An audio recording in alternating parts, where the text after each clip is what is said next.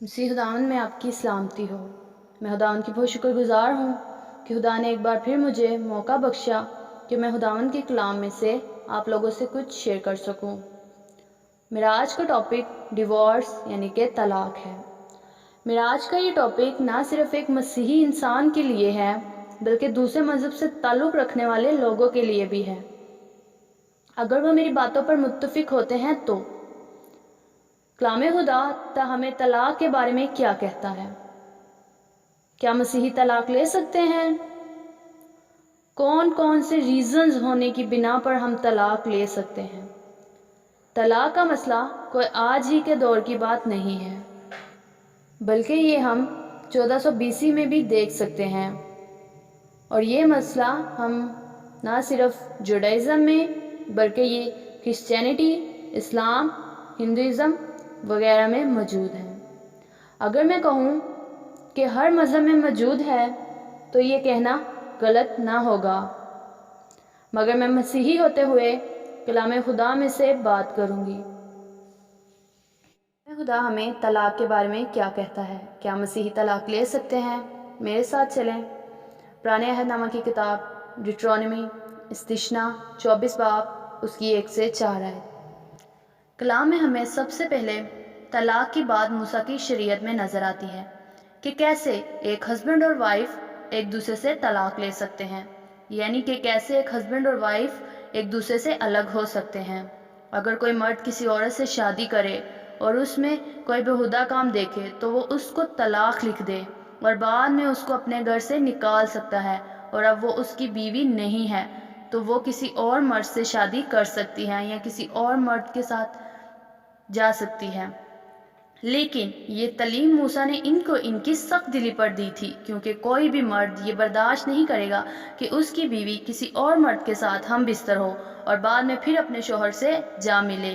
اس لیے موسیٰ نے کہا کہ تم لوگ اپنی بیوی کو طلاق لکھ کر چھوڑ سکتے ہو۔ ہم دنیا پر ایک نظر ڈالتے ہیں تو ہم دیکھتے ہیں کہ ایسے کون سے ممالک ہیں جہاں بہت ساری طلاقیں ہوتی ہیں۔ ہم دیکھتے ہیں مالدیوس، یہاں تقریباً ہر سال 10.97% طلاقیں ہوتی ہیں۔ اس کے علاوہ بلیریس جو کہ ایک ایشیا کا شہر ہے، یہاں بھی تقریباً ہر سال 4.63% طلاقیں ہوتی ہیں۔ اور پھر ہم دیکھتے ہیں امریکہ، یہاں تقریباً ہر سال 4.43% طلاقیں ہوتی ہیں۔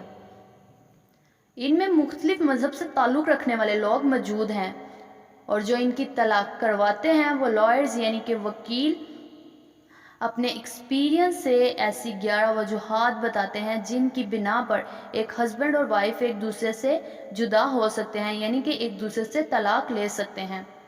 لائرز یعنی کہ وکیل جنہوں نے اپنی لائف میں ڈیورس ہونے والے لوگوں میں زیادہ تر جو ریزنز دیکھے وہ یہ ہیں: منی، دولت کا کم اور زیادہ ہونا، لیک آف انٹیمیسی، ایک دوسرے کے قریب نہ ہونا، انفیڈیلٹی یعنی کہ ایک دوسرے سے وفادار نہ ہونا، ابیوز، بدسلوکی کرنا یا گالی دینا، لیک آف کمپیٹیبلٹی یعنی کہ ایک دوسرے سے مطابقت نہ رکھنا، فزیکل اپیرنس، جسمانی صورت کا بہتر نہ ہونا، ایڈکشنز، نشے کی لت لگنا، getting married at an early age یعنی کہ چھوٹی عمر میں شادی کر لینا، getting married for the wrong reasons, غلط وجوہات کی بنا پر شادی کرنا، لیک آف کمیونیکیشن، ایک دوسرے سے بات چیت کم کرنا، lack of quality and loss of identity, دونوں میں ایک جیسی برابری نہ ہونا اور اپنی پہچان کھو دینا۔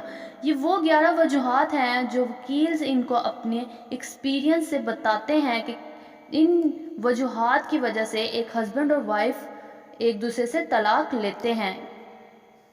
لیکن اگر دیکھا جائے تو ان میں سب سے کامن ریزن جو کامن وجہ ہے وہ ہے انفیڈیلٹی یعنی کہ بے وفائی۔ آج مسیحیت میں ہمیں بہت سے ایسے خاندان نظر آتے ہیں جو ایک دوسرے سے طلاق لیتے ہیں اور اپنے آنے والی نسل کا مستقبل برباد کر دیتے ہیں، اور ان میں یہ سب ہمیں کہیں نہ کہیں دیکھنے کو ضرور ملتا ہے۔ کلام خدا میں ہمیں نیو ٹیسٹیمنٹ میں یہ ایشو دیکھنے کو ملتا ہے کہ کیسے فریسی لوگ یسوع کو آزماتے تھے اور یسوع سے سوال کرتے تھے۔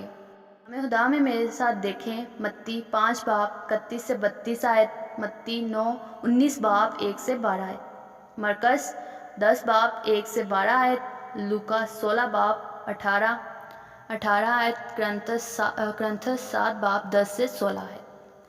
ہم ان آیات میں دیکھ سکتے ہیں کہ کیسے فریسی لوگ یسوع کو آزماتے تھے اور یسوع سے سوال کرنے آتے تھے، کیا ہر سبب سے اپنی بیوی کو چھوڑ دینا روا ہے؟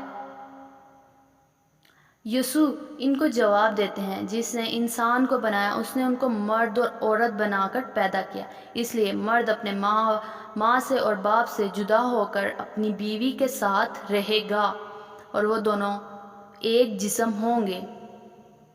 اس لیے جس کو خدا نے جوڑا ہے اس کو جدا نہ کرے۔ تو یہاں پر سوال ہے کہ موسیٰ نے طلاق کا حکم کیوں دیا؟ اگر ہم اس کو غور سے دیکھیں تو ہمیں معلوم ہوتا ہے کہ جیسے یہ لوگ اپنی بیوی کو نہ صرف کسی اور کے ساتھ ہم بستر یا حرام کاری کی وجہ سے طلاق دیتے تھے، بلکہ جیسے ان کو لگتا وہ ان کو طلاق لکھ دیتے، کیونکہ موسیٰ نے جو شریعت میں کہا وہ کسی دوسرے مرد کے ساتھ ہم بستر ہونے کی بنا پر کہا کہ اگر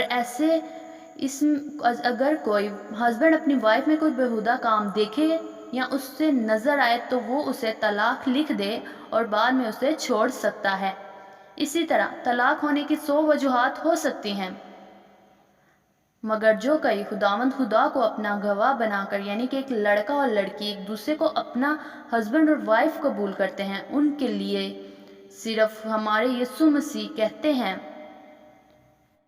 عورت اگر تیرا مرد کسی اور عورت کے ساتھ ہم بستر ہو یا عورت کسی اور مرد کے ساتھ ہم بستر ہو تب ہی دونوں ایک دوسرے کو طلاق دے سکتے ہیں، ورنہ نہیں۔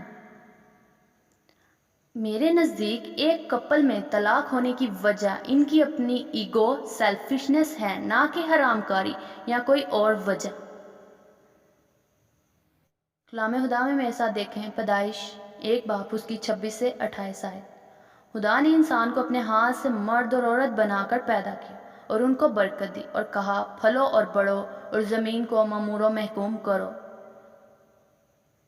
جس نے انہیں بنایا وہ جانتا ہے کہ عورت اور مرد اپنے آپ کو کس بات پر قابو پا سکتے ہیں اور کس بات پر یہ دونوں اپنے آپ پر قابو نہیں پا سکتے۔ اس لیے متی 19 میں یسوع نے صرف اور صرف ایک شرط رکھی مسیحی کے لیے کہ تم حرام کاری کی بنا پر ہی صرف ایک دوسرے کو طلاق دے سکتے ہو، ورنہ نہیں، کیونکہ باقی سب معاملات میں انسان ایک دوسرے کو معاف کر سکتا ہے۔ میں خداوند کی خادمہ ہوتے ہوئے آپ سے یہ کہنا چاہتی ہوں کہ اگر آپ کے ہسبینڈ میں کوئی حرام کاری نہیں ہے اور نہ ہی وائف میں کوئی ایسا گناہ ہے تو پھر بھی باقی سب معاملات کی وجہ سے وہ ایک دوسرے کے ساتھ نہیں رہ سکتے، اور اگر آپ کو لگتا ہے کہ طلاق ہی بہتر آپشن ہے یا بہتر حل ہے تو میں آپ سے کہنا چاہتی ہوں کہ کلام خدا کے ساتھ جڑ جائیں۔ میرے ساتھ نکالیں جون 14 باب اس کی 16 آیت، اور میں باپ سے درخواست کروں گا تو وہ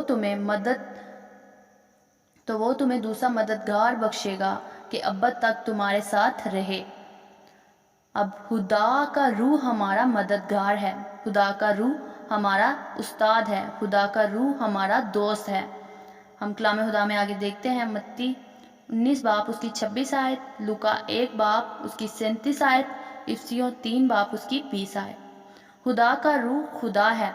اگر ہم خدا کے روح سے ممور ہوں تو خدا کا روح ہماری مدد کرے گا، ہمارا مددگار ہوگا اور ہمارے ہر معاملات میں ہمارے ساتھ ہوگا اور کبھی بھی الگ نہیں ہونے دے گا اگر آپ خدا کی مانتے ہیں تو۔ یسوع نے کہا کہ یہ آدمیوں سے تو نہیں ہو سکتا مگر خدا سب کچھ کر سکتا ہے۔